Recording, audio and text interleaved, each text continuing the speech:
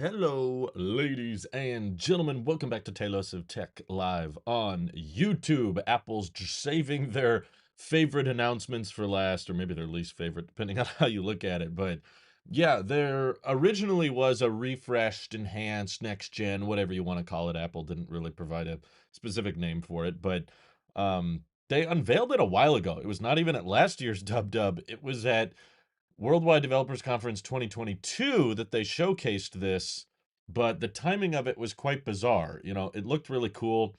The concept of CarPlay being expanded beyond just navigation and media, but also now controlling the speedometer and more specific controls on the car. And they said that the first vehicles with that feature would be announced in late 2023. And basically nothing happened throughout, of course, the entirety of 2023 until just yesterday, where the news report was not even dropping from Apple themselves.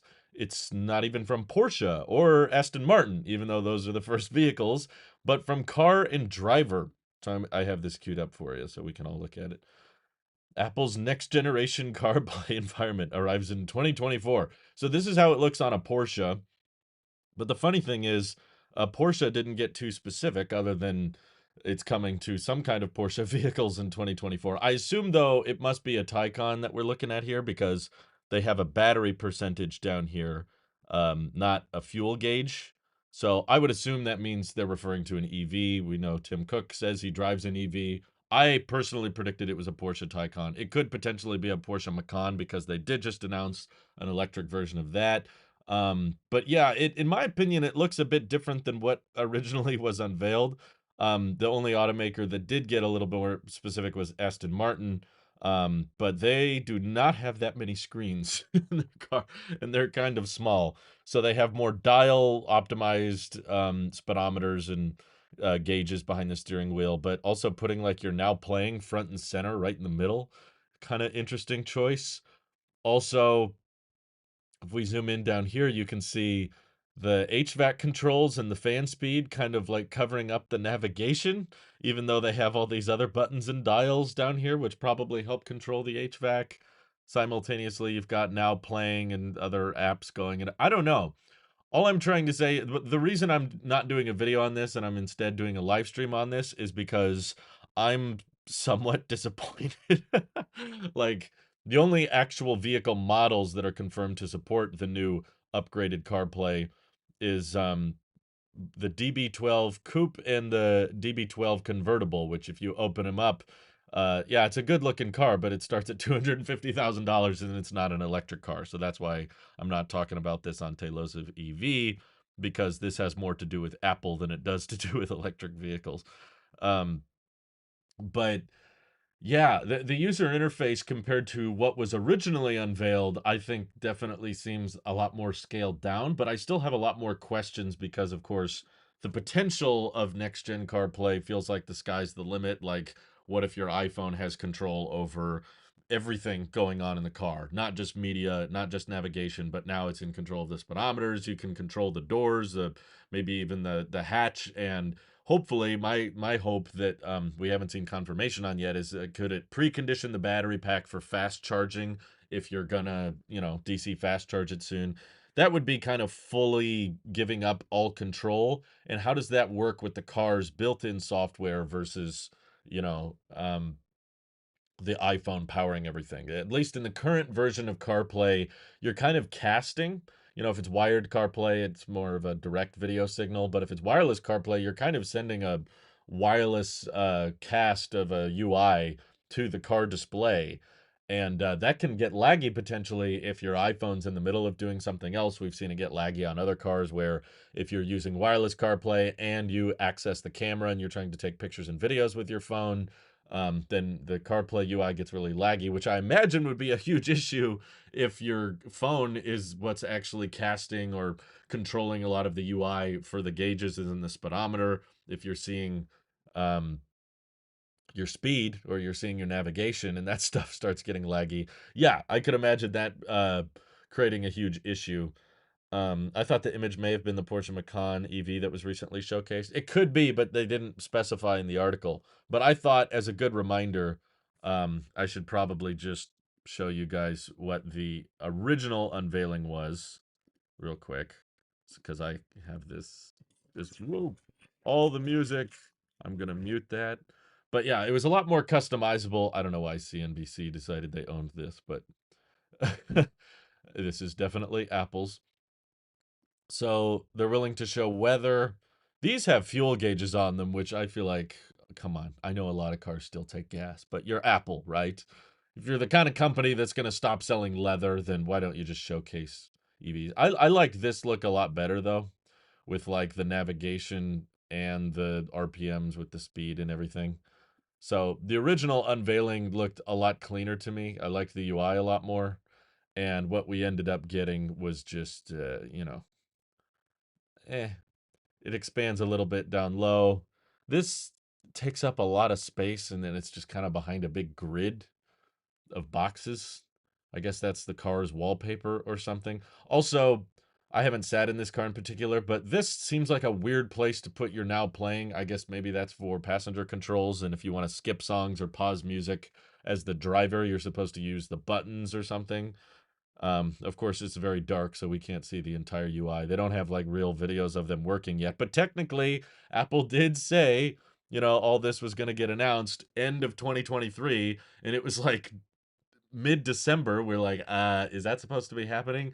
And it did technically kind of happen just on a $250,000 car and a Porsche, which is probably not going to be that cheap either. Um, it could be a Macan. I feel like the car software will handle the important stuff. The CarPlay UI will only act as a good-looking front end, all powered by the car's computer. I'm hoping that's what it does. I was kind of hoping for more of like a localized, more native supported way to have um, basically what I'm getting at is I wanted like Apple Silicon to be available for automakers, because they're not building vehicles at the same scale of iPhone. So I don't think it would be that big of a compromise for Apple to send out their silicon under the specific pretext that you can use our silicon, you can use it probably doesn't even need to be an M series chip. You can use an A17 Pro chip or something in your car, and that will power the infotainment. It would just be really neat if there didn't need to be that much of like a handshake, because right now, obviously, the car needs to be able to drive without linking a phone to it. But if the car was capable of just running, an Apple designed, Apple powered car operating system from the ground up, so that, yes, of course, when you bring your iPhone and pair it to the car, then it activates a lot more features like messages and your calendar and your preferences and your music and all that. But even if your phone is not paired to the car, it would be awesome if just when you get in the car and it boots up, it's automatically running CarPlay next generation. And that's just the native built in. And that has everything. That has your speed, that has your trips, that has your vehicle controls, your tire pressure, your low, all of those settings. If they could all just be baked in, designed in conjunction with Apple and powered through Apple Silicon. For the responsiveness and the fluidity of the animations and all that. Maybe my hopes were way too high, but that's what I was hoping to see. And it seems like it's not too big a stretch, at least from these original unveilings. It's not too different. Porsche was a typical runner-up. We were all kind of expecting Porsche to be one of the first because Porsche and Apple seem to have gotten along well in the past. They have some similar design philosophies, like Porsche's all about, high quality and not necessarily being the lowest price, but trying to be, a luxury focused or at least a premium focused brand. And people look at it as like, wow, they put a lot of attention into design. And I think Apple likes that association. They want to be associated with Porsche. In the past, Porsche was, I think, the first, might still be one of the only cars on the market to support Apple Music natively. So you can sign into your Apple account. Now there's Apple Music on a lot of other cars, but it was one of the first basically to get native Apple Music streaming. So we'd always kind of figured the relationship between Porsche and Apple was pretty good. So expecting them to get the new CarPlay first is kind of typical. In theory, the phone is supposed to be put away so you can focus on driving sometimes, but why do we have the Maps app if we're not supposed to look at our phones, right? There's a lot of people, Uber drivers or DoorDash drivers, they've got the phone open using some kind of application while it's driving around. When will this get implemented in Tesla? Probably never. Tesla could have added CarPlay a long time ago, and they still haven't, but They did just recently get Apple Podcast support. So if you want to listen to Apple Podcasts straight from your Tesla, you can do that now. What does the standard interior look like? I don't know, but it's pretty close, I guess, if it's a Taycan. I'll pull that up, I guess. Um, just because it looked like an EV to me, that's kind of what I was expecting. I was also kind of hopeful for Lucid, though, because Apple did feature them at their last conference. Um, yeah, so here's kind of a typical Porsche Taycan looking interior. Lots of screens. So I understand why they might want to clean that up. But it definitely, yeah, the Taycan interior does not look the same as this interior to me. But it's possible we're looking at a 2024 model of the Taycan, which might be a bit different. Um, but yeah, the screen seems a little narrower here. But I don't know. This UI isn't, I'm not digging it. This seems kind of basic. This is like slightly better than, I guess, the native integrated um, car user interface, but I think this will trickle down. I don't think Porsche and Aston Martin will be the only car companies to actually utilize this. I'm pretty sure that Ford, I know, has been recently speaking up against, not against, in favor of CarPlay. They're definitely interested in continuing CarPlay support and how to make it better. Polestar as well has been very open about, yes, they want to support the next generation of CarPlay. Um, Brawl Bros are saying, what about the problem with GM? GM is kind of digging their own grave, in my opinion. I mean, they just shut down the production on their most popular EV, but also they announced they don't want to support CarPlay anymore, which I think is their loss. I don't think Apple necessarily loses out on much by doing that, because it's not like GM is saying we're going to double down on Android Auto. GM was just like, we're not going to support Android Auto or CarPlay. They just want to do everything themselves in house. They want to go the Tesla Rivian way and just have all of their software built natively, which I guess is one way to do it. But if you had CarPlay in the first place, I don't think it's a good idea to remove it. Tesla never had CarPlay, so they shut down the Bolt officially. I mean, earlier this year they announced that they were going to stop making it. Um, just recently they did officially stop making it. Um, it should compete with Tesla, so you could put your most powerful CPU to play games. Maybe you can even edit videos. Yeah, that's what I'm in favor of. Like, I don't think Apple's actually going to get into the auto manufacturing business, but I think this could be the next best thing. And I'm just kind of disappointed that, they're not hitting the ground running as fast as I'd like. I think what would be cool is if they said, we're going to be working with auto manufacturers on the back end.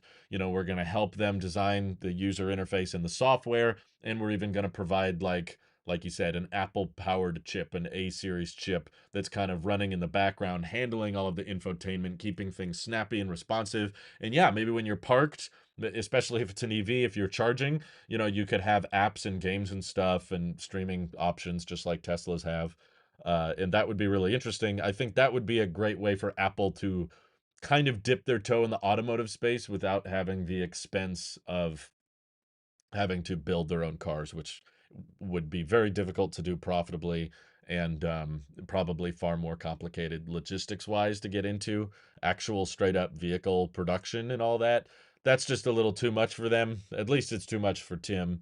And what they're more focused on is the in car experience. Features like Car Key and, of course, the new CarPlay. Getting that to be cooperative and work really well with everybody's, or as many automakers as possible. It doesn't sound like GM or Rivian or Tesla are interested, but there's still a lot of other automakers like Ford, like Porsche, and VW likely is going to double down on this as well. And of course, my favorite, Aptera, which I wish Apple would buy out, but that ship has sailed. Apple really should make an OS for the automotive market to compete with Google's Android automotive system that's increasing popularity at a scary rate. Anything's better than what most of these automakers, man. I know a lot of people love their Subarus, but when we were in Colorado, we drove around a Subaru. The UI on that thing was crap. And it had a CarPlay option, but it was grayed out and it wouldn't let me utilize it. It was very annoying. Um, no, they GM said they will bring back the Chevy Bolt in the future, but as of right now, the current iteration of the Bolt has been discontinued. Um, it works with Google to do Android Automotive, which is like CarPlay 2.0, but runs natively. Okay, thank you for the correction, Jacob. I I feel like that's technically not Android Auto, but it's like it's they're partnering with Google to design the OS from the ground up. But I just think if your car's already had CarPlay in the first place, you probably shouldn't get rid of it. I think it makes for a lot of sense for Apple to be more of a supplier of automotive software instead of a manufacturer. They 100% could, but they are more of a device company. Yeah, I agree. I think that it would be more interesting and exciting if they got into the automotive sector.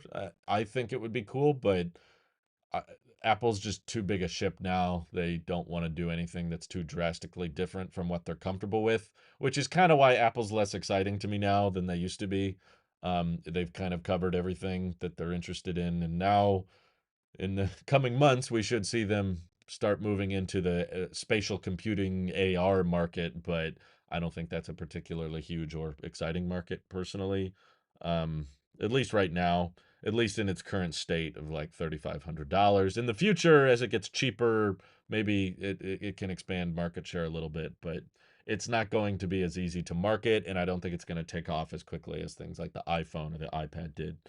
Um, Embedded Android Automotive. In some cars, you have to turn on Apple CarPlay and Android Auto in the settings. I know. I dug through the settings. I had so much time with that car and I was looking for it. I found the option. It's just grayed out and it doesn't say what you need to do. And I don't know why it would have the option there if you can't do it. Wouldn't let me do it.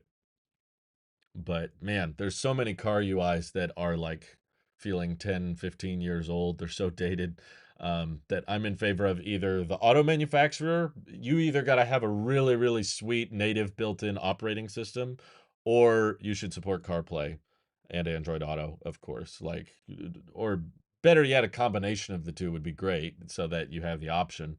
I know Aptera's route is definitely going to rely a lot more on CarPlay, but still trying to have a decent user interface that works for everything else. Does Apple Maps have EV chargers? So only for a select few number of electric vehicles, which is kind of interesting. I believe what's ironic is it's not Porsche, but the Mustang Mach E, which isn't really a Mustang, but I like to call it the Mach E. The Ford Mach E was like the first EV to have Apple Maps EV charging integration. So for some reason, Apple Maps doesn't, it doesn't have a way for you to just put in any car you think of. It has to like put in um, it has to be integrated or optimized for specific cars so that it knows the range and which chargers it can charge on. So it's not like a better route planner where you can just plug in any car you want. But let me find that real quick. I know there's articles about it. Apple Maps Mach E charging electric vehicle routing in maps. So this is EV. This is a support document from Apple themselves. Compatible electric vehicle that doesn't require an app from its manufacturer. Use CarPlay to set up EV routing. I guess they don't have many pictures, which is probably what you want. Charging routing to Apple Maps.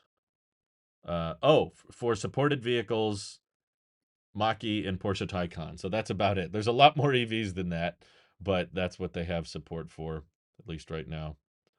Apple Maps already supported getting your battery state of charge and adding charge points to your route, which is basically what Tesla does natively, but now you can do it through your phone, which is kind of cool. Um, Enhanced electric vehicle routing. So that way your phone knows what the battery is on your car and that kind of thing, which is kind of important to know when you should stop and charge and where you should charge. Um, it'd be great to have the option to use CarPlay in any car, even if the native UI of the car was good. Yeah, I agree. The option would be nice, but it just doesn't seem like a world we're going to live in. In the same way, it would be nice if iMessage was on every single device, but it isn't. Ironically, though, with CarPlay, Apple's the one trying to get on everything. But when it comes to an Apple service, they don't want that on everything. It's not a two-way street for them. uh, which is like Apple's working with each individual car company for CarPlay 2.0 to offer a slightly customized experience, so I see no reason to make CarPlay 2.0 run natively. I don't know. I just want to know, I guess, the responsiveness of it because I've interacted with CarPlay on cars before, and sometimes it can be somewhat laggy, kind of delayed, and I feel like it kind of interrupts the whole Apple experience you're used to having. It's weird, if you compare it to any other device or any other electronic you use an iPad that's built by Apple with operating system designed by Apple. You use an iPhone that's designed hardware and the silicon by Apple and the software designed by Apple. Apple TV, sure, the TV is a little different, but at least the computer itself is still an Apple designed chip, and you're interacting with a remote, which is typically designed by Apple. So everything you touch and look at really is designed and optimized by Apple. You look at the software and you touch the hardware.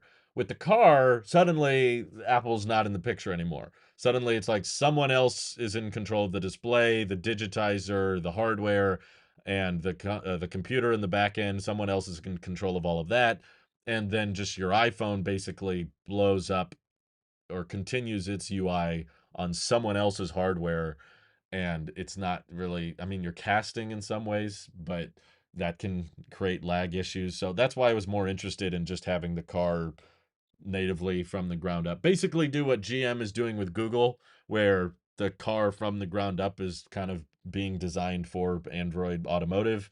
I want Apple to do the same thing with CarPlay, essentially. Which car was Apple CarPlay grayed out? It was a Subaru something. I don't remember the specific one. I don't know how Tesla could support CarPlay. It would look so clunkily and out of place, or it would just be a small window on the screen. It would take a pretty drastic redesign, but there's a way to do it. It's just Tesla probably doesn't want to because it's going to be too much work. The EU is the only one that can bring. I would like an iPad stand slash mount accessory for the car, and the iPad turns into CarPlay infotainment system. That sounds like you're expecting iPad OS to change or do work. I know GM's dropping CarPlay. That's what we talked about. But they're doubling down on Android Auto, I guess, and expanding on it. Um, Apple will never bring iMessage to Android. Hold that thought, because they might have to. I've remembered a lot of people saying the iPhone will never go USB-C. Um, if Apple was serious about all this CarPlay, they should buy Electrify America. They can add the chargers on the app and give a complete service. That would be hilarious if that happened. Man, because Electrify America has been horribly run up to this point. Um, yeah, the Apple at the end of the day kind of has to do whatever a government tells them to. And I suppose that's part of the reason I'm less excited for Apple moving forward is it feels like a lot of the time the most exciting news surrounding Apple is not because Apple decided to do something, it's because a government forced them to. And I'm not the kind of guy that's like, yeah, the government should tell companies what to do all the time. But I am going to be excited when a government tells Apple to do something that's a good idea. I wanted USB C on the iPhone for years, and Apple wasn't going to do it. EU forced them to do it, and now I got a Type C iPhone, which is what I wanted. So I didn't really care about the means to that end. I'm still happy I got what I wanted, you know? um, so I don't what is Apple actually doing? If it weren't for the EU, we'd probably still have Lightning on the iPhone 15, and then it would have been a much more disappointing iPhone generation. That's for sure. Like I told you, Elizabeth, I don't know. I don't know which car. I'm not a Subaru expert. It wasn't the electric one. It wasn't the Solterra. That's the only one I'm aware of. I'm not a fan of gas vehicles, so I'm not super. I don't know. It was a normal looking one. When you picture a Subaru, it looks like that. GM is dropping CarPlay but doubling down on Android Auto. Do they not realize the market share dominance of the iPhone in the main market, which is the US? Marngel, I'm telling you now, don't expect GM to do anything logical. GM has never made good decisions in my experience. Probably the best idea GM ever had was to patent the midgate in the Silverado because now no one else can have a second row in their pickup truck that folds down, which is a great design feature that unfortunately no one else can have because GM patented it. Thanks, GM. Now everybody's truck has to suck. But no, GM came up with the EV1. Everybody loved it, but they forced everybody to getting it to a lease, and then they took all the EV1s back and crushed them and destroyed them. Um, they made Chevy Volts, which a lot of people liked, and then discontinued them. And then they made Chevy Bolts that kept blowing up and catching on fire. So it was the most expensive recall in automotive history. And then once they finally found a way to build Bolts successfully, they shut them down and now are no longer building them. And then when it was time to make a actually faster charging EV, they decide, hey, let's bring back the Hummer, one of the dumbest, most inefficient designs of all time. Let's make that electric. And they somehow made the most inefficient electric vehicle of all time that weighs over 9,000 pounds and requires over 200 kilowatt hours to barely go 300 miles. So many of GM's decisions are horrible. So I don't expect that. And then, of course, yeah, they decide we're not going to support CarPlay anymore. So I hope you like Android if you buy GM products, which includes Chevy, Cadillac, GMC, Silverado, all those brands. Um, I'm pretty sure they have gone bankrupt. They had to get bailed out, but yeah, GM, but don't trust them to do the right thing. Imagine an EV with CarPlay and an AX port. Will it become a standard in the US? It's called the Aptera. But also, Ford is switching to NACS in 2025, and Ford's always had CarPlay. So they will probably be one of the first vehicles in production, depending on how quickly Aptera can get into the market. But they're a startup, so with a startup, you kind of have to expect timelines to be a little rough and everything. But very likely, the Ford Lightning or the Ford Mach-E will be one of the first EVs with CarPlay and NACS, which I do agree would be a good fit. If I was looking for a car and I didn't want a Tesla for whatever reason, um, which I don't blame anyone for not wanting a Tesla. There's a lot of things I don't like about it. A lot of things I would change, but uh, yeah, the Mach-E, there's a lot of things I don't like about it, but a car that has the next generation of CarPlay and an AX port, yeah, that's a pretty good combo. Aptera would be my first choice, but that's assuming they get into production here soon. Um, CCS is so much better. No, it is not, Joseph. Europe doesn't use the same CCS we use in the United States. They're two different ports. That's how stupid CCS is. It's kind of like USB and micro USB. It's like universal serial bus, but there's multiple versions of universal. So one CCS is different than another CCS, which annoys the crap out of me. Um, the Hummer is at least cool. It's dumb, but it's cool. I take it overheartedly over. I don't think it's that cool. I mean, if you make one or two of them, I guess it's cool. But if you actually try to put it into production, the amount of waste there is when there's a shortage of batteries available for the next generation of electric vehicles, and we're trying to transition to more sustainable vehicle designs, and you're soaking up all the batteries to stuff them in your giant Hummer. And there's a wait list on more practical vehicles like the Cadillac Lyriq. Tons of people want to get the Cadillac Lyriq, but they can't because they're not building enough of them. Part of the reason they can't build enough of them is because they don't have enough cells, but you could actually build like 3 Cadillac Lyrics out of the number of cells it takes to build one Hummer EV. So instead of building a more mass market, affordable, practical SUV that a lot of people would like to buy, you're instead pushing all those cells into super expensive, super dumb, heavy electric vehicles that no one can afford. It's very dumb, in my opinion. It's a waste of resources.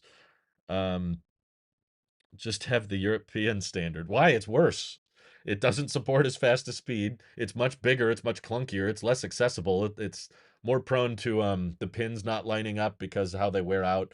Bjorn Nyland is a very popular EV channel, and he showcases how oftentimes with that CCS connector in Europe, they wear out over time because of the data pins being mounted topwards. So sometimes to get the charge to initiate, you have to pull up on the charge handle to get it to charge, and you don't have to do that with the NAX port, which is much smaller, much easier to handle, especially for people who have accessibility issues, like maybe they're one-handed or maybe they're not as strong as a younger able-bodied person. NAX is much, much better for that demographic of people, and it supports higher peak speeds.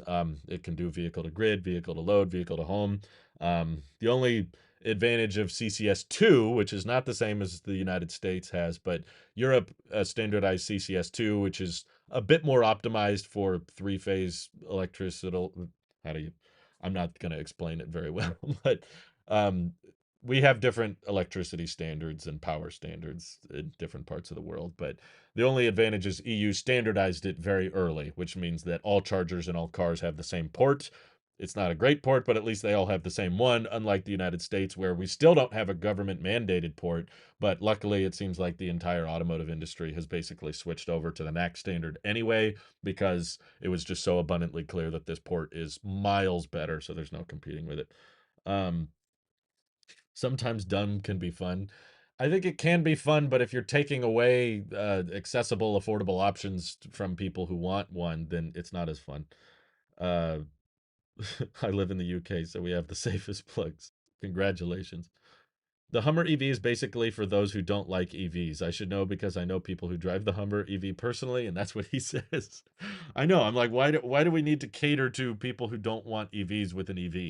You know, those people are if you're trying to come up with reasons for people to hate on EVs, the Hummer is a good direction to take it because it supports those arguments that EVs aren't that much better for the environment, which they are if you build them properly, but if you build them stupidly like the Hummer, then the argument about how much emissions it takes to mine all the minerals and how heavy they are and yeah, all of those arguments start to make sense with the Hummer, but not with not with most EVs. Most people aren't buying Hummers, obviously. The Hummer gas version was a stupid vehicle. So the idea that we should bring it back in the first place in any capacity was stupid, and definitely bringing it back as an EV, in my opinion, was a dumb idea. GM managed to make an EV less efficient than an ICE car. That's some serious talent to make it that bad. Yeah, you're right. That's true. Android Automotive sounds great in theory, but will make it age faster after updates. It's a whole car here. CarPlay and Android Auto is fine because it's just a projection from the phone to the touchscreen. Well, keep in mind, sure, like you're worried about the aging or the longevity of, an Android phone or the Android user interface. Keep in mind the user interface they were using before. If you ever go into a legacy automaker's car without CarPlay activated or any Android Auto, if you go into like an old Ford or like I did an old Subaru, oh my God, that UI was not better than an Android phone.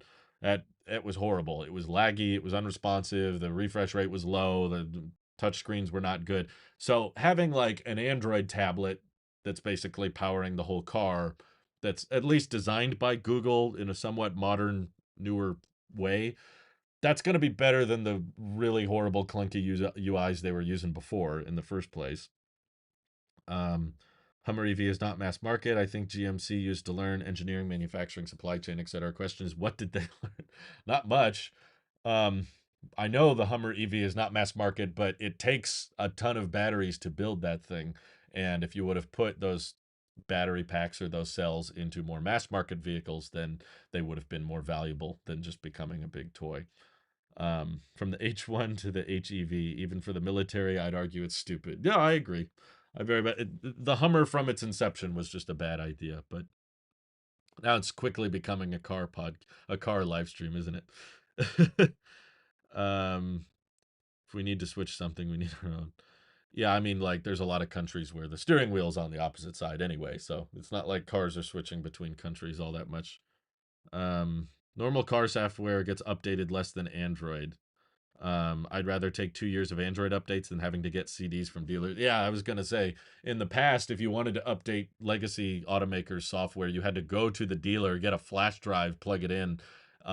They couldn't be done over the air. Whereas, at least with GM partnering with Google, they could probably find a way to keep it kind of native and just the car boots up with a certain operating system that could be somewhat standardized between vehicles. That's a good idea, and I wish Apple would be doing the same thing. That would be great. It'd be kind of interesting though. Sorry, the bit rate is so low. T-Mobile has been acting up lately. I'm gonna pause the playback and see if that helps. I know, it's all pixelated. It should recover in a minute. Um, what do I think of the Charger EV or the Hyundai Ioniq 5N as a tech? I don't know. You mean the Dodge Charger EV? I thought that thing was stupid. Yeah, let's make noise out the back of our electric car just so it sounds like a gas car. That's ridiculous. And I did a video on the Ionic 5. It's fine. It's a pretty good car, but I'll be a lot more interested in it when they get NACS. Right now, the biggest issue with non-Teslas is the charging infrastructure. And until they address that, it's very hard to recommend them because Electrify America has like a, what, 80, I think in a lot of cases, less than 80% success rate, which means every time you charge your EV, there's a 1 in 5 or 1 in 4 chance that the charger's not going to work or is going to be derated or slow. And that just kills the whole road trip appeal of a lot of those cars. Remember when old GPS in cars required replacing the whole hard drive to get updated maps? I don't, but I believe it. Cars are very dated in so many ways. That's why I'm more of an EV guy. um, when is Project Highland coming to the US? Probably sometime in the first quarter, I would think. I don't have any sources telling me anything though, so I don't know. But we got some more questions here to kind of steer it back in the tech direction from our Tailosive Tech Pro members, mostly from I Hate Android, it appears. But this is a little bit car-esque, so we can transition here. If your Model 3 offered enhanced CarPlay just like in the demo, would you use it over Tesla's software? I know Tesla makes pretty good software, but imagine your iPhone/Mac on your car. It would be all uniform together and feel smoother. Yeah, absolutely. I would love to, if there was some well-integrated, smooth, responsive way. There's a lot of things I would prefer about CarPlay, honestly. Um, Teslas are great, but they keep wanting to charge me for things. Like just in the latest update, they brought support for the traffic lights and stop signs on the navigation data, but they want to charge me $10 a month for that. And I'm like, $10 a month just to see the stoplights? That's a free thing on Apple Maps. I don't know. I didn't think that was worth it. Um, and I think there is a good way to incorporate CarPlay on the Tesla UI. It would probably just come at the cost of getting rid of the full self-driving visualization, which the more bearish every day I get on FSD and the more I go, I don't think this FSD is going anywhere, the more I'm like, why do we need this? It's taking up a lot of space on that screen. And of course, in a Tesla, you just have kind of that one centrally mounted display, which I like personally. I'm a big fan of that minimalistic interior. I think it's honestly very Apple-like in design philosophy. You just like put just what you need and nothing else. And there's a good way to integrate CarPlay on there. I used to not believe that until I checked out Aptera. I got to tour their factory and also got to hang out with their software team, and they were showcasing how their software is going to work in tandem with CarPlay.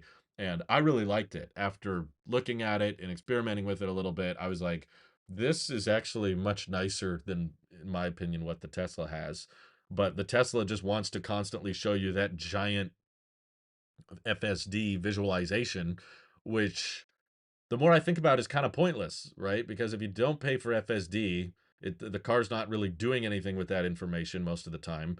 And if you do pay for FSD, then all the visualization's purpose is serving is it's showing you, I guess, how well it's just a show off feature. It shows you how well it can see its surroundings.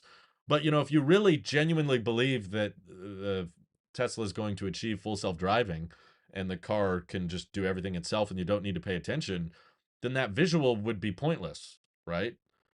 In the future, if the car can completely drive itself without supervision, why would it need a visualization? There would be no point to showing it. The only reason to show it is because you're admitting it's not that good yet. So you need to see if it's making a mistake, I guess, or compare it to the real world. It sees this. This is what reality is. If anything, that should be more of like a developer access tool for like daily driving. I don't find it particularly useful. I mean, I like the blind spot cameras. Those are useful. So when I signal and stuff, I can see my surroundings. But I'm not going to rely on like the little gray cars showing up around my car for, oh, let me not hit that guy. There's a car in my blind spot. No, I'm going to default to the camera feeds, not the visualization. So it would take a very big radical rethinking of operating system if Tesla did want to support CarPlay, but I just don't think they're going to. Rivian isn't going to either. They've mentioned that. But Aptera, in my opinion, has found a really good way to merge the two. It'd be so hard for Apple to support Tesla because of all the features that other cars don't have.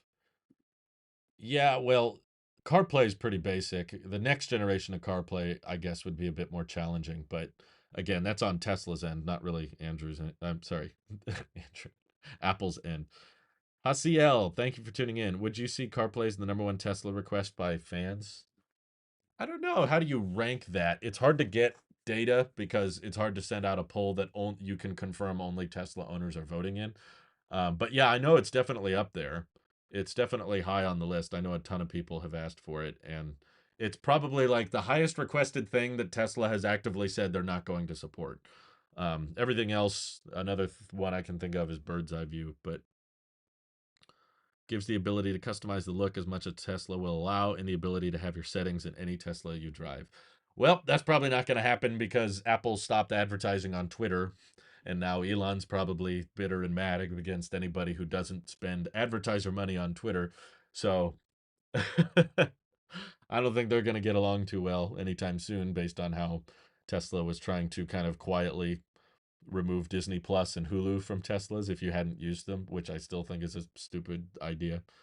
Um, I think there's a way to do it. It's just Tesla philosophy. What do you call it? Their ideology disagrees with the concept of CarPlay. They want everything to be done natively, locally, and they're okay with supporting Apple services. You got Apple Music in the Tesla. You got Apple Podcasts. There was talks at one point that they may support AirPlay, which I hope they do eventually. Um, but yeah, I'm more excited for Aptera because they're definitely supporting CarPlay. What is my wish list? If you can do anything with CarPlays or anything remote services or anything on my wish list. Uh, yeah, I thought I talked about it earlier. I want Apple to just kind of sell a car package that has Apple Silicon and that keeps the UI all snappy and responsive. And, I feel like when you get to the car, the experience should be as close as possible to what you have with your iPhone and your iPad. And the best way to do that would be if Apple had a bit more of a say on the CPU, the GPU, and the user interface. My iPhone with power my car wireless. Read that message and then send it again. It would be so hard. Yeah, I read that. When you're in the if you can use the Tesla display as an external monitor for your Mac, kind of like Sidecar, but without iPad OS, so better. Again, AirPlay would be the quickest way to support that because there's not really a HDMI plug-in anywhere in the Tesla, so you couldn't just plug in a port to that display, but AirPlay could work theoretically. I don't see much of a need to like edit my videos on that display. It's not a particularly high resolution or frame rate. At least on most Teslas, Model 3s and Ys, they're like a little bit over 1080p and 60 hertz. Maybe if you had a Model S and X, those go up to like 120 hertz and they're a little bit bigger, a little bit more like 1440p. But or a Cybertruck has, I think, more than that. It's like an 18.5 inch display. But most of the reason you'd want to tap into that display, I think, is to watch content. It wouldn't be to edit videos or work. Um, Although you can do Zoom calls in Teslas, which is kind of cool. Um, my iPhone would power My iPhone would power my car wireless. You're still not making sense. Quinn got his Cybertruck order officially confirmed. Oh boy, good for him. I hope he likes it. Oh yeah, we have some more comments from the pro members, so let me double check here. My top 3 tech hot takes, can we rank them in the chat? Of course, you guys can rank whatever you want. Um, Let me make sure. Yeah, I think that's one of the last ones. I'll go with kind of the most recent ones. I've always had fairly hot takes throughout the year, but the most recent one is probably that I'm okay with 8 gigs of RAM on the 14-inch MacBook Pro. I understand there are limitations to 8 gigs of RAM. I'm just willing to disassociate the term pro. I understand that that word pro doesn't really mean anything. It means profit, Pro just means slightly more expensive. It's not like professionals need active noise cancellation, so that's why we call it AirPods Pro, and non-professionals don't need active noise cancellation. No, it's not like only pro people buy pro iPhones. I just don't attach much meaning to that term pro other than expense. And I just look at the 14-inch MacBook as, hey, $1,600, mini LED, 120 hertz. You get an SD card slot, you get an HDMI port, you got twice the storage of a MacBook Air. I could see why a lot of people might opt for that MacBook Pro. And yes, it's true that if you run a bunch of things all at once, you'll probably run into more memory issues, and memory swap will wear out the NANDs a little bit faster, or maybe even much faster. But I still think, just like how the Touch Bar MacBook Pro served a purpose, a lot of people buy MacBook Pros that aren't necessarily professionals. They're just buying it because it has one or two features that are better than the MacBook Air. And I could totally get why somebody might spec for that option, whereas most of the tech community was trying to push the narrative that absolutely nobody should buy the entry level MacBook Pro. It's a horrible value because of the 8 gigs of RAM, which I think is kind of exactly what Apple wants you all to do. They love the concept that everybody in the tech community is pushing you to spend more money. Everybody wants you to get 16, 32 gigs of RAM. Everybody wants you to spec up. Oh, well, if you spend the extra $200 on 16 gigs of RAM, you might as well spec up to the M3 Pro chip, which is 2000. If you got the M3 Pro chip, you might as well spec it up a little higher. Apple loves that argument everybody's pushing. Whereas I'm saying, like, no, for that average person who's just using the laptop for basic stuff, they don't need anything too crazy, but they would like an SD card slot, and they would like an HDMI port, and they would like a bright mini LED panel, and a far better speaker system, by the way. The MacBook Air speakers are honestly kind of a joke to me. I really didn't care for it when I tried the M2 MacBook Air, which is currently the latest generation. And the 14-inch MacBook Pro has great microphones, great speakers, great battery life. You get the same great battery life as the 16-inch MacBook Pro on the entry level one now, thanks to that M3 chip. You get the legacy ports, you get the great display. Sure, the RAM isn't great, but a lot of people I don't think are even going to hit the limits of that RAM. If you're the kind of person that says, "Oh, I use that much RAM," okay, that MacBook's not for you. Honestly, that MacBook is probably not for the kind of people that watch tech videos. It's for people who just want a little bit more than what the Air has to offer.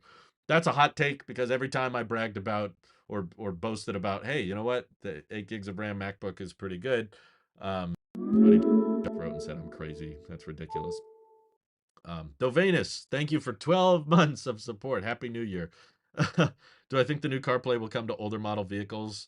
I don't think so. I'm pretty sure there's a little bit more on the car computer side of things needed to support this because I'm fairly confident that the iPhone is not wirelessly going to be casting a screen to the speedometer. It has to be kind of built in natively to support those updated user interfaces. So I think it's going to be baked in on the car end. So I don't think every old car will support the new CarPlay. Um, I don't know what that noise is. But there's other hot takes I had this year. What was it?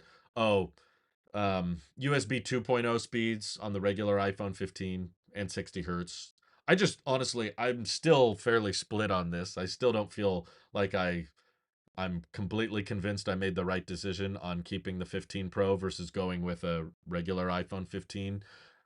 I tried to showcase how split I was in my iPhone 15 Pro review video, which was unfortunately over 20 minutes long. Believe it or not, I don't want my videos to be long. I try my best to keep them short and concise, and I'm just not very good at it. I want to be short and concise, but also not light on details. Obviously, I could just do YouTube Shorts and just say iPhone 15 good, buy it.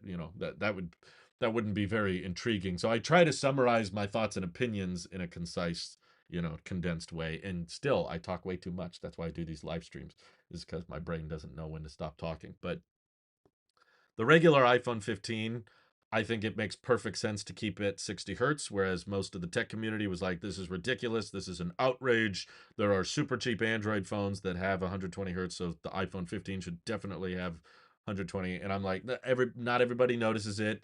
If you don't get it in LTPO, then it results in worse battery life. The average everyday consumer who's not interested in buying the Pro iPhone is far more likely to care about battery life than they are about refresh rates. Battery life is almost like top of the list of like smartphone priorities. So because the cheaper Android phone, like this cheap $400 Doogie phone, this has 120 hertz, but it's not LTPO. So if you cap it at 120 hertz, it's objectively going to use worse. It's objectively going to use more battery life than if you were to use cap it at 60 hertz. And a lot of these cheap Android phones that YouTubers are referring to all the time, a lot of them ship with 60 hertz out the box. Technically, they can do 120, but you have to go into settings to activate it. And Apple is probably well aware that if they shipped the iPhone 15 with 120 hertz, but you have to turn it on in settings, 95% of people would never know. They would never activate it, and they don't notice. And yeah, that's the other thing that Yoris is bringing up. The touch sampling rate honestly makes a very noticeable difference to the point that I came from the Pixel 8, which had a 120 hertz display, and that's, fairly smooth, but it's still Android, so the animations and the transitions are not quite as smooth as they are on iOS. but the touch sample rate being so high on the iPhone 15, when I used it, even though it was 60 hertz, it didn't really feel that slow. It didn't feel that sluggish compared to the 120 hertz Android. Um, so I really thought that was a fantastic phone, and I wasn't too bothered by the specs as much as the tech community was. And once again, Apple has this right where they want you. They love the concept of everybody on tech YouTube saying, "Don't buy the cheap iPhone. You need 120 hertz. That phone should have ProMotion, and there is an iPhone that has ProMotion. So I guess that one's worth it, but the cheap one's not worth it." You're unintentionally telling all of Apple's potential customers to buy the more expensive model. So I just like reminding people, hey, you're kind of falling directly into their trap. But yeah, that was a pretty hot take. I know a lot of people disagreed with me on that. I thought the regular iPhone 15 was great. And another hot take. Is there any other? I don't know. I guess hot take for my community was I really liked the Pixel 8. I still don't think the UI is as clean or as smooth or as seamless as iOS, but just the overall package we got, the responsiveness. I like the UI advantages of Android when it came to moving files to my computer, which is a Mac, and when plugging in an external microphone, actually having microphone inputs directly on the phone. I just and the camera performance on the Pixel 8 was stellar. It was just an amazing camera. Didn't cost very much. It was $700 for that phone. Shipped with 120 hertz. Had a great design. Very comfortable in the hand. Very bright display. I love the camera visor. It doesn't wobble or anything, and it still gets the full USB 3.1 Gen 2. It gets a full speed USB-C port, unlike the iPhone 15. Um, I was very tempted to keep it. Ultimately decided I wasn't quite ready to make the full switch, but I had never been more tempted in the past. So yeah, the at least in my audience's circle, everyone just assumes Drew hates the Pixel. He ranted on the Pixel before, therefore he should always hate on the Pixel no matter what the Pixel is. And I'm like, no, the Pixel has improved a lot. Like they've come a long way. I still stand by everything I said about the earlier Pixels. I thought the Pixel 1 was dumb, Pixel 2 sucked, Pixel 3 was horrible. I was very disappointed by the Pixel 4 and Pixel 5, but I liked the 3A. That video I did back in like 2019, and I recommended it. I said this is a great affordable phone. And then over time, for a while, I think I remember saying the Pixel 4a is great too. I really like it. And as time went on, I was like, yeah, the budget phones are pretty good. The flagships kind of suck. But now I'm like, okay, even the flagships are great. Like even their higher price phones are getting really, really good. And they also announced 7 years of Android updates, which everyone in the tech community kind of has a "we'll see." I personally think they'll do it. Maybe I'm getting my hopes up unnaturally so, but I don't know. There's a lot of things I like about Google. I use a lot of Google services. I'm using one right now. I like YouTube Music. I love YouTube Premium. I of course live on Google AdSense practically. So yeah, there's a lot of things I like about Google, and I like the concept of maybe having a first party experience just using a bunch of Google services on Google hardware with Google Silicon and Google software. But man, Apple's just so dang good. It's hard to beat. Um, Apple's attention to detail with design, particularly with software. Hardware, not as much, but would you rather have 8 gigs of RAM on your current Mac or have to get rid of your Apple Card and get the Pixel for free? Uh, well, for my line of work, my Mac is definitely a tool. I guess my phone is too, but no, I would probably take the Pixel. I was very close to getting one anyway, so that would probably be the easiest decision. I was not tempted or close to downgrading to a Mac with 8 gigs of RAM. I'm not saying that everybody can live with 8 gigs of RAM. I'm just saying I know a lot of people and the way they use their laptops where they would never even come close to maxing that out, especially because it's unified memory. And a lot of people might just want a good MacBook that's affordable, lasts all day, and has a good display and good speakers. That There's a ton of people that might use the MacBook Pro that may never open Final Cut. They may never edit videos. They may never compile code. They maybe never will do 3D modeling, but they want to have basic features like an HDMI port so they can plug it into their TV, or if they're giving a PowerPoint presentation in class, they can plug it into the projector. And there's people that watch a lot of movies and TV shows on their laptop. So the way I see it is for the everyday consumer that might just want a few of those extra features. Some may call them pro, but some people get mad when you say pro. I could see a market for that MacBook. It's a much bigger market, in my opinion, than the Touch Bar MacBook Pro. I didn't. Pretty much the market for that was if you want a Touch Bar, you should buy that MacBook. That was really the only reason. Another hot take I have is that wireless charging is a gimmick. Just give me one USB-C cable for all my devices. I don't know if we could. I don't know if I could agree that it's a gimmick when it's this widespread. Like if automakers are building in wireless chargers to their cars and there's furniture that has wireless chargers built into it. My wife also like pretty much exclusively wirelessly charges. I think it's a little bit higher than gimmick when it's like universally accepted by multiple third parties that are building things at mass. Um but eh, I see what you're saying. I like plugging in USB-C cables, honestly. Yeah, I used to be more of a wireless guy, like wirelessly charge everything, but I got to admit, after years of people telling me that USB-C will never come to the iPhone, it's so nice every time I take my iPhone and just plug a Type C. Oh, feels so good. It feels so satisfying. It's like, there you are. Well, I did it a lot on my trips. Um, my last trips to San Diego, the Bay Area, and Colorado. I had my MacBook and my iPhone, and everywhere I just had the one cable, just plug in into the Mac, into the phone, back and forth, back and forth. Maybe charge the phone with the MacBook with the other end. It was just so nice having port symmetry. I'm like, why didn't Apple do this sooner? Come on. Would I rather have a touch bar or a haptic trackpad? I'm not like, I mean, I use the trackpad on my MacBook obviously all the time because it's attached and it works and it's fine. But I'm not like a diehard like I need a trackpad. Like when I first got my iMac Pro, I got it with the Magic Mouse and the Magic Trackpad. And I flocked to the Magic Mouse every time just because the Magic Mouse actually let me scroll side to side whilst moving the mouse, which you can't do with the trackpad. The trackpad has to be one or the other. So I'm more of a Magic Mouse guy at heart. But I did really like the touch bar. It's a shame that it went away. So I would take a touch bar back if I could. If it was an option at checkout, I would check it. What Lightning products do I still have left in my ecosystem?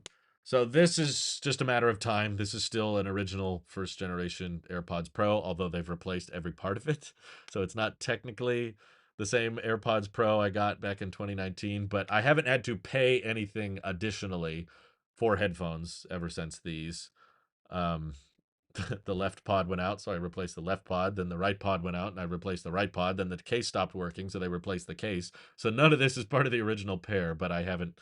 It's all been covered under warranty. I didn't get Apple Care. I've never bought Apple Care in my life. So once these go out officially, I'll just get the USB-C version, but technically they're still Lightning. But it's not a big deal because I pretty much exclusively charge them via MagSafe.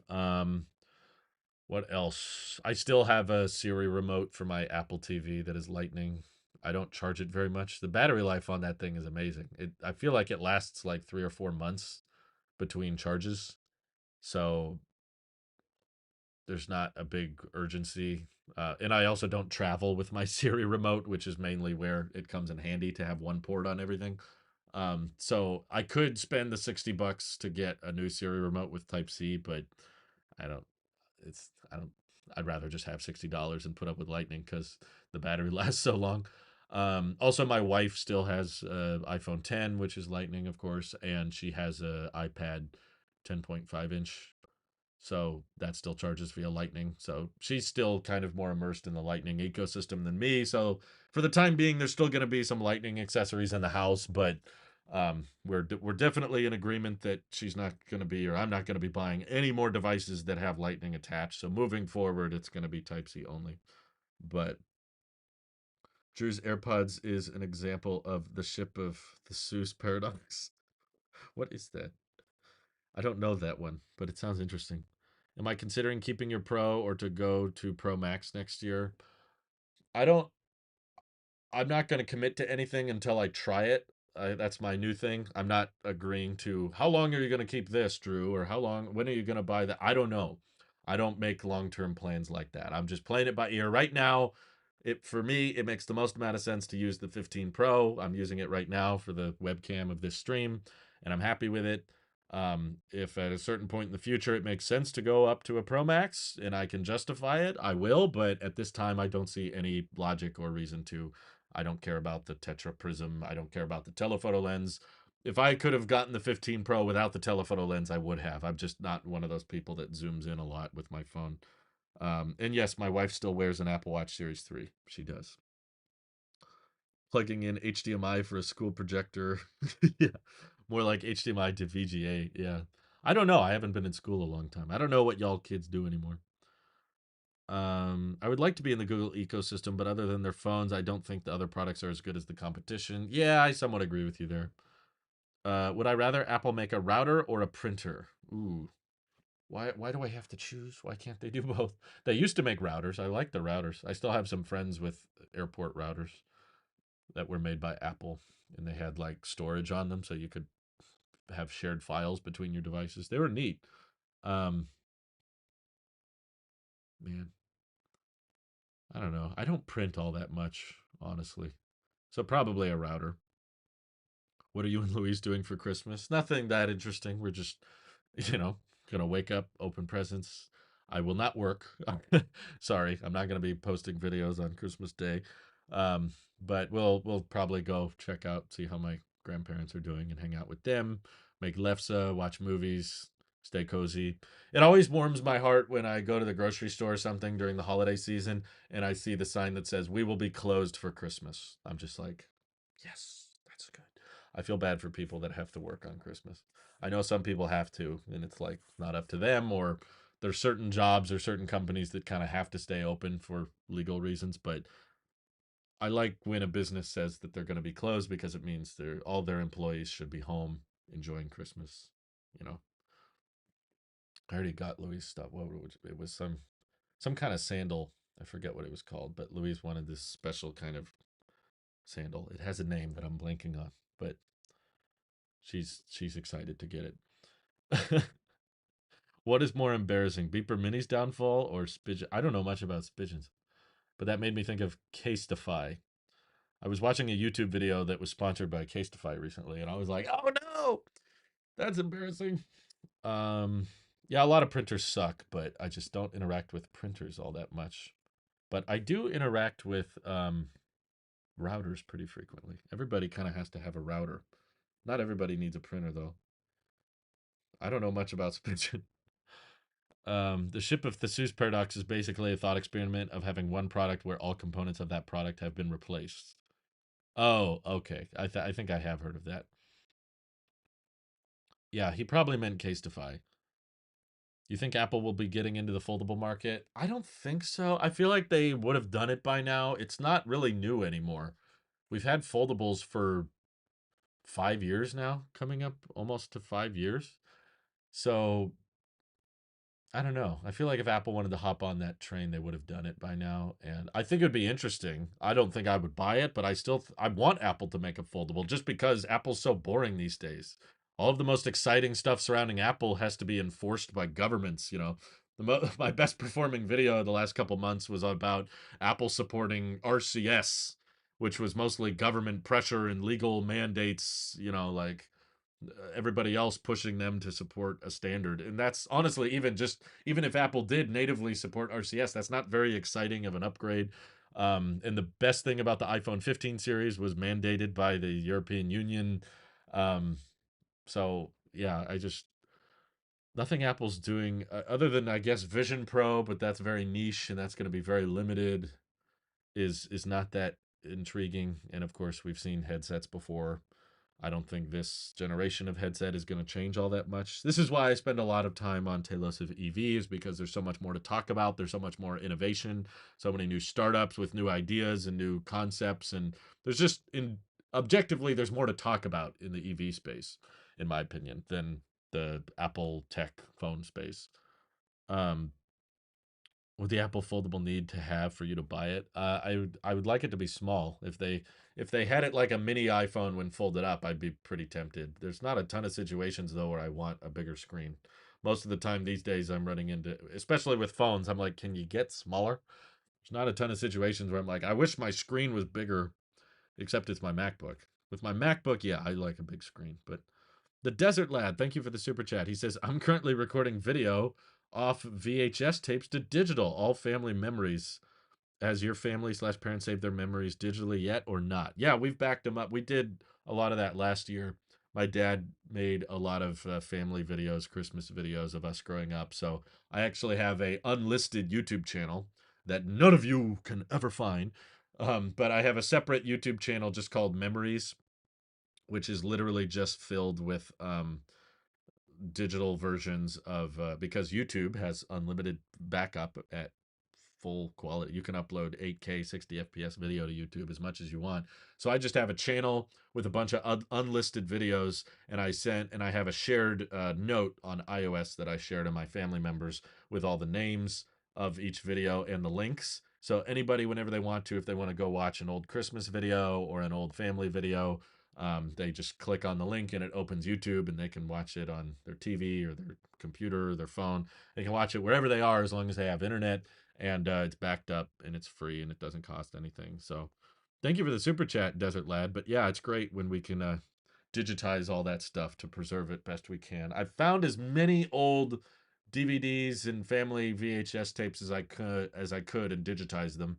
I'm still remembering some occasionally where I'm like, what happened to that tape? You know, my family's moved though several times, so we don't know necessarily where all these tapes ended up. But as many as I could find, I've digitized. I'm going to upload these to my Plex server along with my 200 Blu-rays. Nice. I love the physical media stuff. I feel like that's making a comeback now that streaming services are getting so annoying. I just the only thing I don't like about physical media is the physical aspect of having to store them somewhere. I don't live in a huge house, so I don't have a place where I feel comfortable just piling up a bunch of Blu-rays. Um, I should probably do what my friend does with, or what you're doing with a Plex server, and just like you buy the Blu-ray, you digitize it, and then you can access the file yourself off of a server, which is technically not illegal because you own it.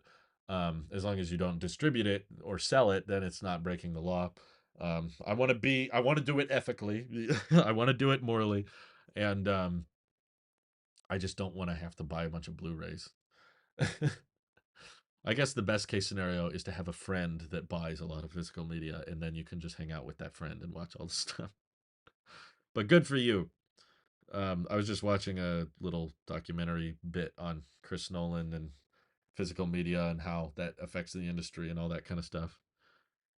I consider myself a minimalist, but the only things I own are my Blu-rays. Fair enough. No, the quality you get off of Blu-rays, it's definitely like the peak of physical media. It's like we stopped kind of advancing discs in the concept of one movie being on one piece. Excuse me.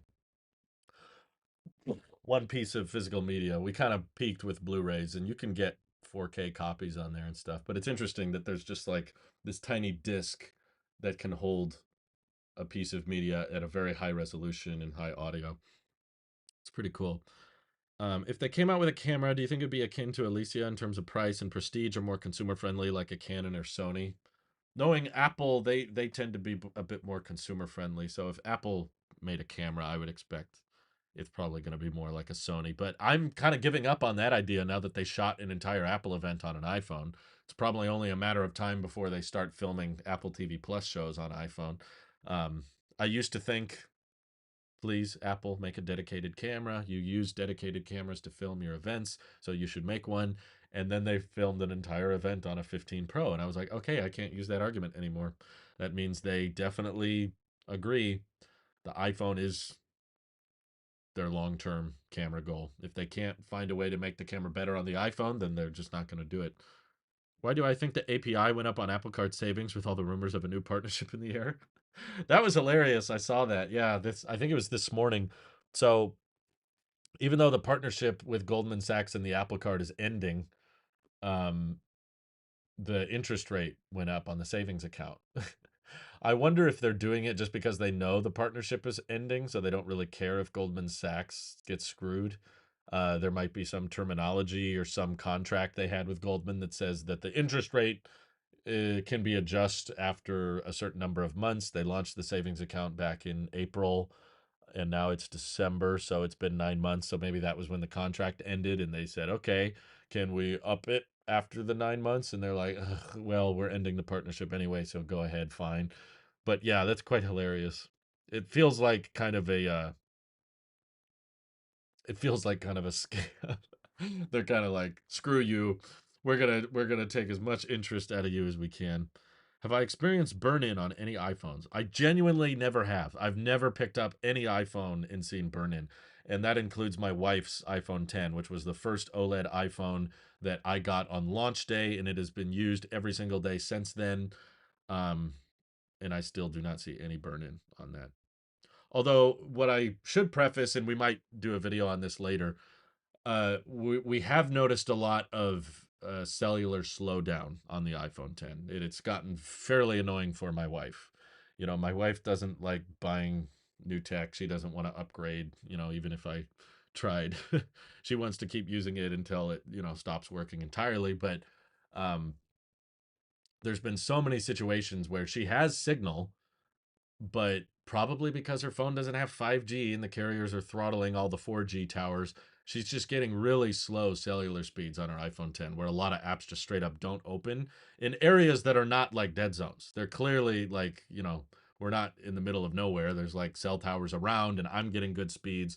Yes, it's probably because I have 5G on my phone and everything, but still, the throttling going on the old 4G towers, coupled that with the old Intel based modems on the iPhone 10, it's getting quite bad.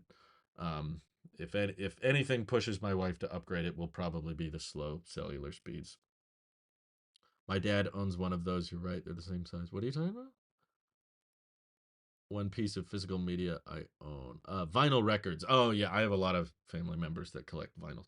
It was interesting. I saw a stat recently that showed for the first time in decades, as of this year, or maybe it was last year, vinyl records are now outselling CDs, which, if you think about it, makes a lot of sense. But you know, when CDs first came out, they had all this higher quality. They were more portable. They were smaller.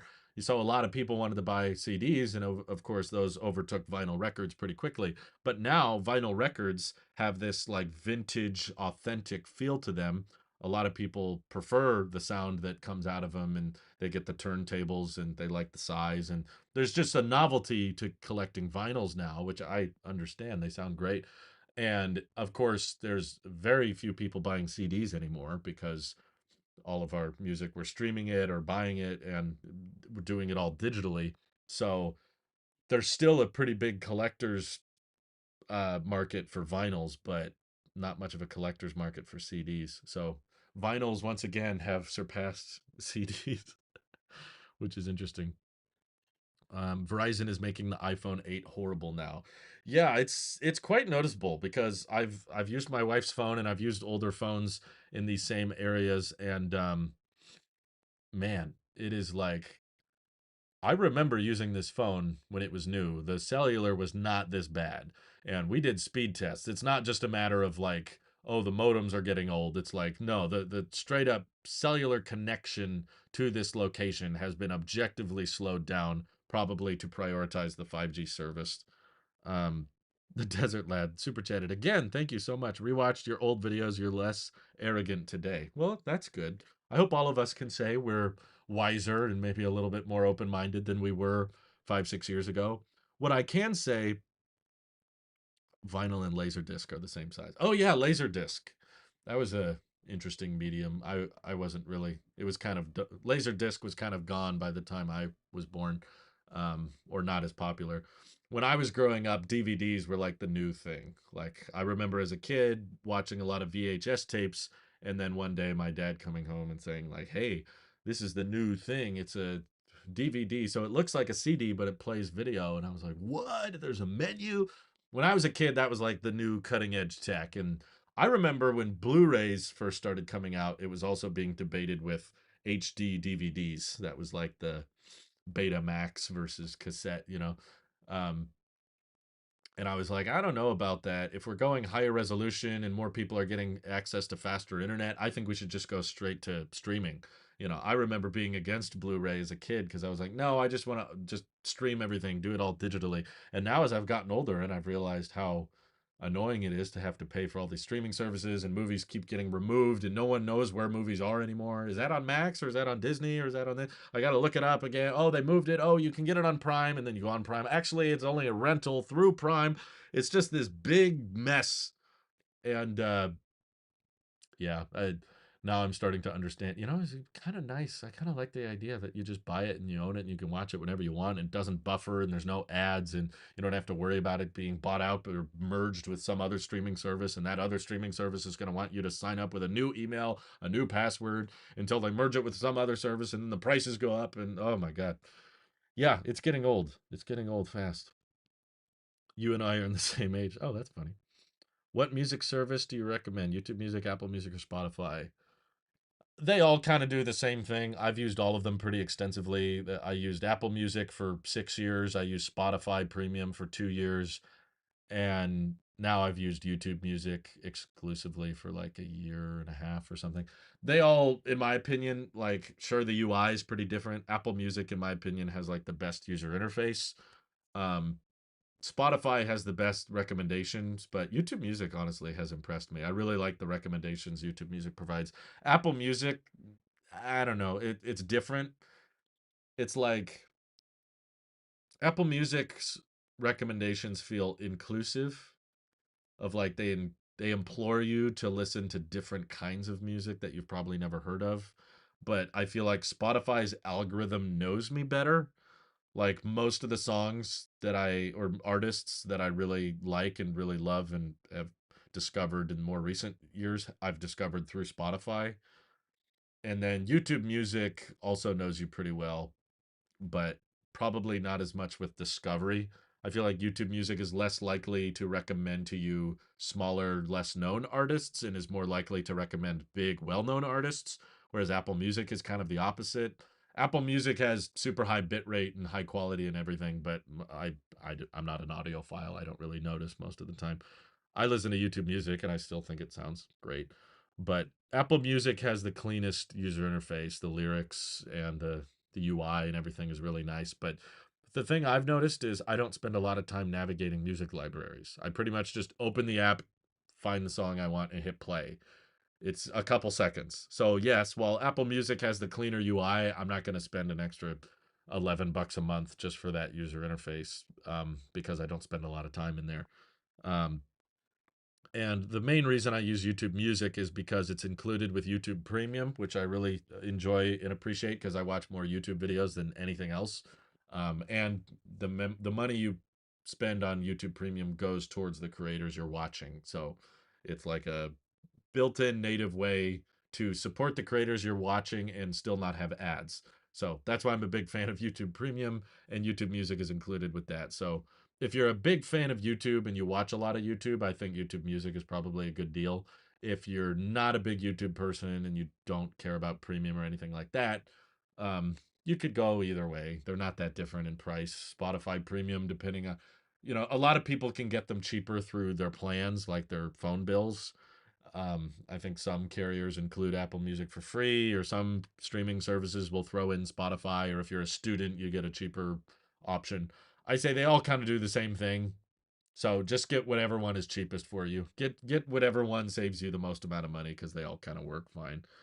Did I ever try those third-party YouTube music apps? I know someone talked about it in your chat. No, I didn't. I didn't hear about that. Ad supported Disney Plus is horrible. You pay like $9 a month, and the ads on it is worse more often than YouTube. Yeah, we have it, I'm afraid to say. We loaded up on Black Friday because there was a bunch of deals going on. And normally I'm not like a streaming service guy, but the deals just, it's hard to pass up a good deal when I see one. That's so basically we signed up for 3 streaming services all on one day. Um, because on Black Friday they had pretty low prices. So it was all the ad supported plans, which is kind of annoying. But if it's on my TV when ads start playing, it's like, okay, I'm gonna pull out my phone, respond to my texts, or check Twitter, or check mail, or I'll go to the bathroom, or I'll get a snack. But if I'm working and watching YouTube, I can't. I can't skip the ad. I can't skip around because I'm working. Like my hands are tied. And I usually have YouTube playing while I'm working and stuff. So YouTube is why I don't tolerate the ads as much, is because you're constantly picking new videos and switching between subjects. Whereas a movie, there's usually, even on Disney and Hulu and stuff, there's pretty big gaps. So the deals we got on Black Friday was Hulu for $1 a month for a year. So if you signed up on Black Friday, you got it for $1 a month. I was like, okay, that's pretty good. So we signed up for Hulu, and then they roped us into the next one because Hulu's owned by Disney, and they said you can get Disney Plus for a year at $2 a month, but you had to sign up right then and there. And I'm not even a big Disney Plus person, but I was like, okay, there's probably a few movies, and it's the holidays, and we'll probably watch some stuff on there. Occasional TV show that I might be interested in. So, okay, $2 a month, that's pretty good. So we signed up for Disney, and then after that, we saw another Black Friday deal for Peacock Premium, which there's a lot of shows actually that me and my wife watch on there, and they had a one-time offer for $20 for a year. So you pay $20 once, and then you have it for 12 months, which ends up costing like what, $1.50 or something like that a month. So basically those three services combined end up being $4.50 a month for 12 months. We were like, that's pretty reasonable considering all the shows we're going to get out of it. So yep, I caved. I confess. But we also have the YouTube Premium family plan because there's a bunch of people in my family and friends I have that use it. So we all kind of chip in to cover the price because it's pretty expensive. It's gone up, but if you're splitting it between like 6 people, it's not that bad. Um, and that's how many people you can have on the YouTube Premium family plan. So I think the one time, the actual cost per month is like 23 or $22 a month, but then you split that between like 5 people and it's like $4.50 a month. So essentially for $9 a month, we have YouTube Premium, YouTube Music, Hulu, Disney, and Peacock Premium. So I thought that was a pretty good deal. And it's very hard to justify when then Netflix shows up and says, hey, we're $15 a month. And I'm like, yeah, $20 a month for the 4K plan, whereas I got all these other things. And I feel like everybody randomly hands out Apple TV Plus. You'll just randomly, like, we bought plane tickets and suddenly they're like, oh, hey, you get 3 months of Apple TV Plus. So I don't feel like paying for Apple TV Plus either. Um, Interesting. I think my dad got rid of Disney Plus. I don't blame him. I honestly, that's the one service we signed up for that I kind of regret just because I feel like we're not using it very much. We've watched a lot of stuff on Hulu and we've watched a lot of stuff on Peacock, but Disney, I don't know. They don't have a ton. Um, Apple Music pays artists a lot more than Spotify. That's true. If you want artists to get the most amount of money, then use Apple Music. But the thing is, most of the music you listen to on Apple Music is probably from artists that are quite large, that are very rich, especially seeing the most top played Apple Music songs are like Taylor Swift. So I don't know. I feel a little bit more inclined to pay creators more via YouTube Premium because most of the YouTube channels I watch are pretty small. I don't watch a lot of channels that have over 1 million subscribers. I watch pretty small personal channels because the smaller personal channels feel a lot more genuine and honest, and those smaller channels tend to have less sponsors and less ads. You know, it's a kind of annoying thing about YouTube Premium is you pay all that money and then you start watching your favorite channel and then they're like, today's video is sponsored by, and it's like, can you? I would give up on YouTube if I had to watch the actual ads and then the video starts and then there's more ads. I'm like, how are so many people watching YouTube? I don't get it. I don't. I mean, hats off to you if you can put up with it. I can't do it. I've tried it. There were brief periods where I was between accounts using YouTube without premium, and the number of ads that pop up, I'm like, how do you guys put up with this stuff? I don't get it. So, best case scenario, at least the way I use YouTube. Oh, my phone's dying. That's the pop up. Uh, the best way I use YouTube is you watch small personal creators that don't have a lot of sponsors, so there's no ads, and you pay for premium. So the small channel gets paid a reasonable amount, and there was no ads during the entire process. You get background play, you get the picture in picture and all that. Um, and it's those smaller content creators that I would like to make sure are getting as much as possible out of my views. Whereas, I don't know, there's some smaller independent, music creators for sure, but a lot of the music I listen to is not like small artists. That's like most of their money comes from concert tours, and you know, I'm not too worried about Billie Eilish getting her fair share. you know, she'll be okay. I think she'll make it. Like, I'm sure she makes less money when I listen to Billie Eilish on YouTube Music versus Apple Music, but I don't know. I sleep better. Um, I've paid the student price for Apple Music since 2019, despite graduating in 2021. Yeah, I know a lot of people that have found the student discount perk. Good for you if you can do it. I know a lot of people that are able to prolong that. I think I know of people that have said they found a way to turn any email address into a student email so they can get the lower price. That's not even the cheapest thing I've seen. There's some people that will put their VPN in India and then sign up for services there because everything's way cheaper in India. But it's too much work. I want to find the most like morally affordable and ethical way to pay for these services because I don't want to pirate things, but whatever. Background play is so nice. Yeah, I agree.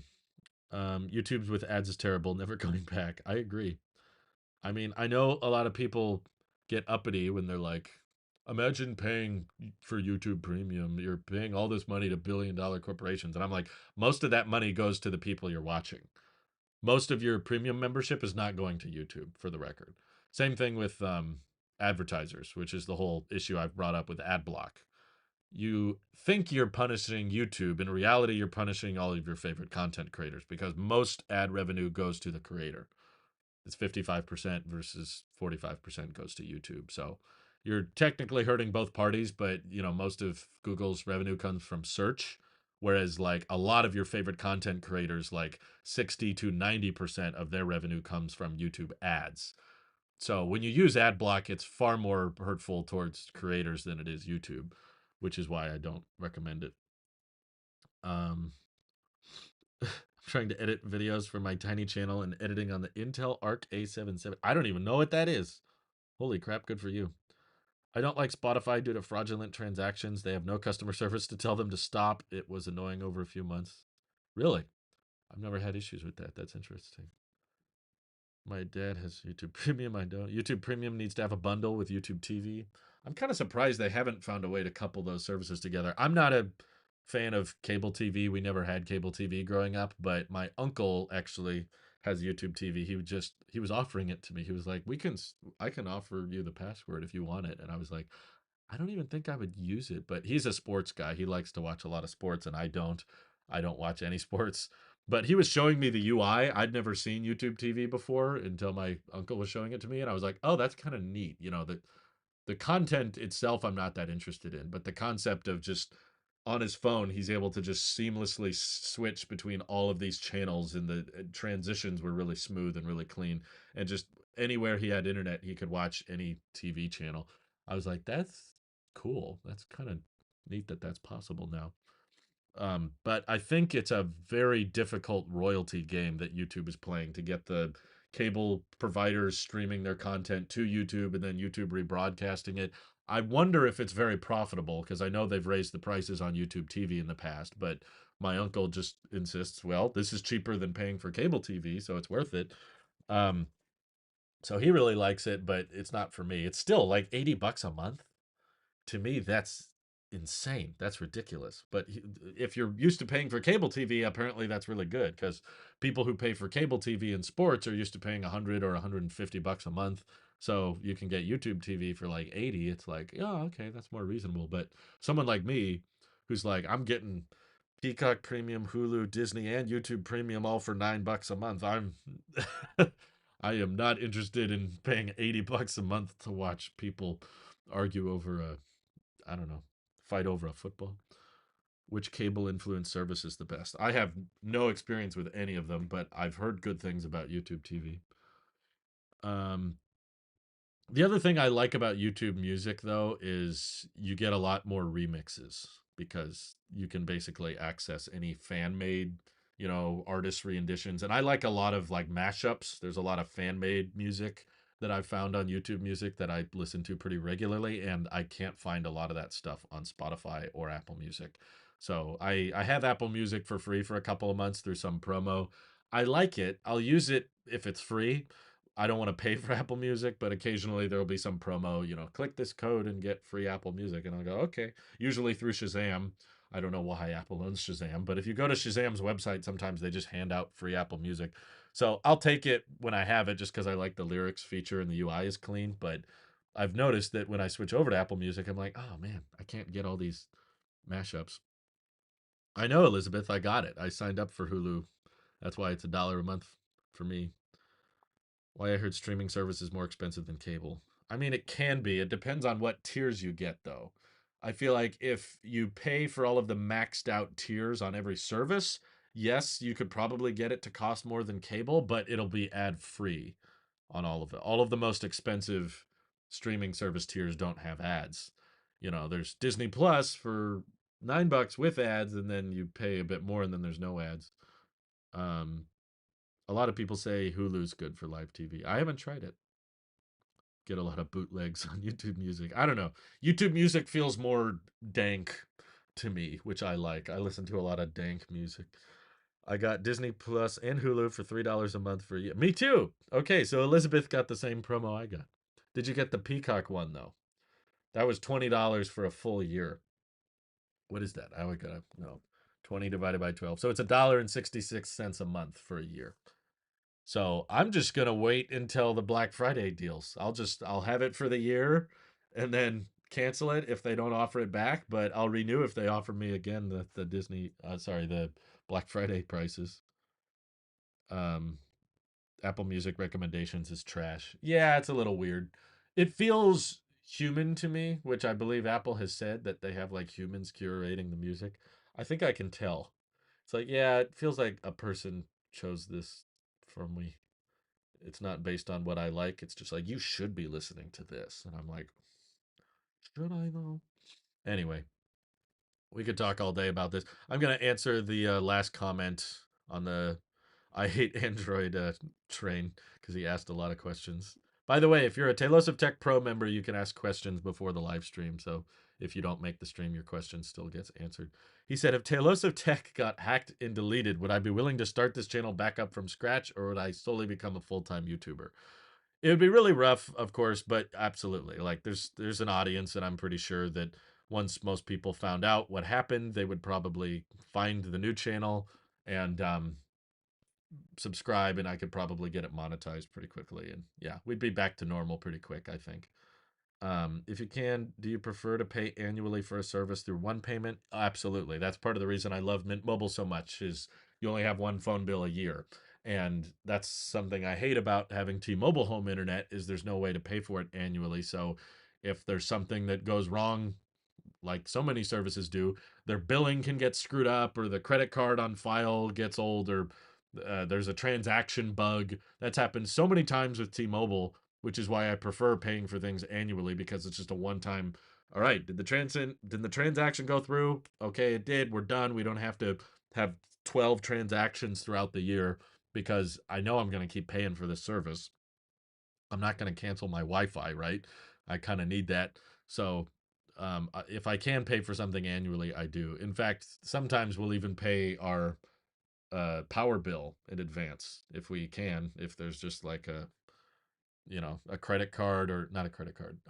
If we get a gift card or something, sometimes if you're in California, sometimes they send you like middle class tax refund cards. It's just like a debit card with some cash on it, or someone gives us a prepaid Visa card. Sometimes we'll just dump all of the money on that card on our electric bill. Because it's too complicated and too time consuming to try to manage how much money is on that gift card when we're spending it at different places. Plus, most of the places we shop at, we use our credit card because we get cash back and we get rewards. So we don't want to put all of our a bunch of little transactions on this gift card because then we won't get the cash back. So the energy, the power bill isn't gonna support, you know, much cash back anyway. So we'll just dump our prepaid card on the power bill, and we're actually doing that right now. So there's still several $100s worth of negative balance. So we haven't actually had a power bill for what, 3 4 months now. I'm still on the unlimited mint plan. Yes. I'm not gonna cancel my life. No, I'm not gonna do that either. Which brand is next to support next gen CarPlay? My theory is Lincoln. Who owns Lincoln? Ford owns Lincoln, right? So yeah, Ford is probably going to support all the new CarPlay things. But I don't know. I think Apple wants, I would hope Apple and Ford would want to kind of showcase their electric vehicles first, because Apple's expressed interest in that. So my hope would be the Mach-E or the F-150 Lightning. That would be pretty cool. Um, but that's a good last question to wrap up on. So I appreciate the super chats and for you guys tuning in. This was a lot of fun. It was good to hear from you all. This will probably be my last live stream before the holiday, before Christmas. So, which my family celebrates. So I'm gonna say au revoir and thank you for tuning in. And hope you guys have a happy holidays. And I've got a video ready for you to go leading into the new year and what to expect at Apple's next event. Is it going to be as big as everyone says it is? I don't know, but the video will drop shortly after this live stream ends. So stay tuned for that. There's a very funny skit. I hope you like it. Take care, all. And to all, a good night. Merry, merry.